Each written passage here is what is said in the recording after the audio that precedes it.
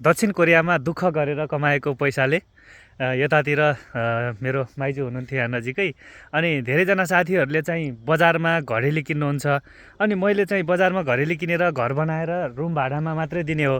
अनि यदि रुम भाडामा गएन भने आवासको लागि मात्रै प्रयोग हुन्छ भनेर मैले चाहिँ पछि दक्षिण कोरियाबाट फर्किसकेपछि पनि यो जग्गालाई उपयोग गर्न सकियोस् भनेर यो बाटो भएको जग्गा, बाटो छ यतातिर, अनि यतातिर चाहिँ जग्गा यसरी लामो छ। चौडाइ चाहिँ अब घर हाल्न मिल्ने छ, त्यति धेरै ठुलो त छैन, तर लामो छ जग्गा।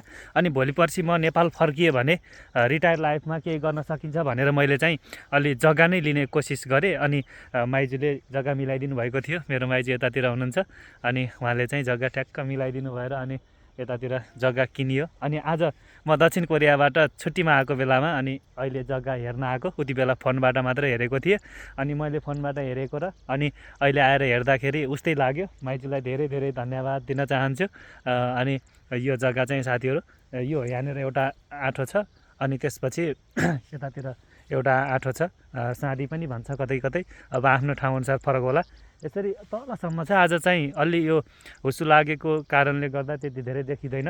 अगाडितिर बाटो पनि डबल गाडी क्रस हुने नै रहेछ, एकदमै राम्रो लाग्यो, मलाई चाहिँ मन पर्यो। अब पहिले पनि फोनबाट मन परेर नै अनि घरमा हेर्न लगाएर अनि किन्न लगाएको थिएँ। अनि प्लस माइजूले चाहिँ नराम्रो जग्गा चाहिँ भान्जालाई देखाइदिने कुरै भएन।